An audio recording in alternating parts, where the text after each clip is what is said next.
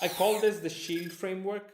Hey fam, welcome back to the channel. Studying for CISSP is a huge commitment. And after going through it myself, I know that it's not an easy thing. I guess it's one of the top hardest certifications to get in the field of cybersecurity according to CBT Nuggets. But regardless, I found some key study strategies that were total game changers for me. I call this the SHIELD framework. It's all about keeping you focused, helping you remember complex information, and making sure your prep stays on track. So let's dive in. The first technique is called strategic recall, which is all about testing yourself actively rather than just passively renewing notes. CISSP material can be dense, like learning security models and protocols. So what I do is I started making quick questions after each section. For instance, after studying the OSI model, I would quiz myself on which layer handles what.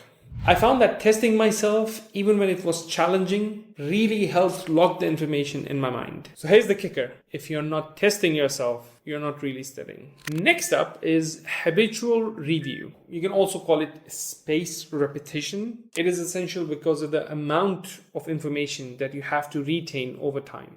I set up a reviewing schedule, revisiting each domain at regular intervals, like access control today and cryptography in 3 days. This prevents the last minute cramming feeling and helps keep everything fresh in your memory. So here's the golden rule. Don't leave it for the last minute. CISSP is too big to wing it. Plan your review schedule and stick to it. Simple as that. Moving on to the next point, it's called illustrative teaching. It's very simple. It's where you take complex concepts and break them down as if you're teaching it to somebody else. Imagine teaching risk management to a 10-year-old or a 5-year-old. How well do you yourself would have to understand it? So what I would do is that I would try to teach each concept and framework out loud as if I was teaching it to a beginner. This not only makes sure that you understand the topic, but also highlights any gaps in the knowledge that you have, and then you can go back and review that information.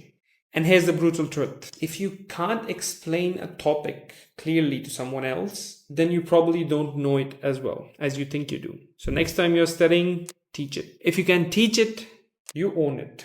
Then there is the energized focused blocks. Studying for the CISSP can get exhausting. So I used energized focused blocks, which is 25 minutes of study followed by a short break. It's also called as Pomodoro technique. So I would spend one block studying for network security, then take a quick break and then change the topic. These time blocks keep me sharp and prevent burnout. So here's the mic drop moment. Nobody can study effectively for hours. If you're trying to, then you're fooling yourself.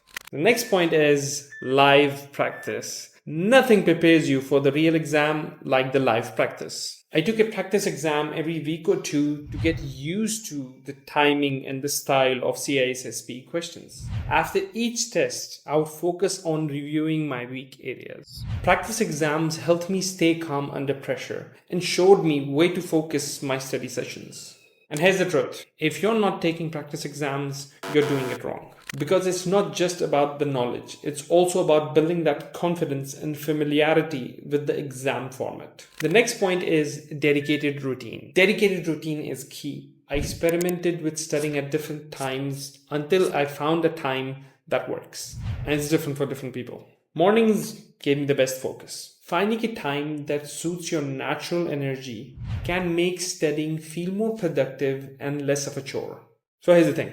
If you're not committed to a routine, you're leaving your success up to chance. The truth is, you don't have time to find motivation every day. You need to build a routine that forces you to work, even on the days that you don't feel like it. So here you have it, the SHIELD framework for CISSP success. So if you're studying for CISSP, give these a try and see what works for you. And remember, the journey is tough, but it's totally doable with the right approach. Good luck. And if you want to know more about CISSP, I made a video about it.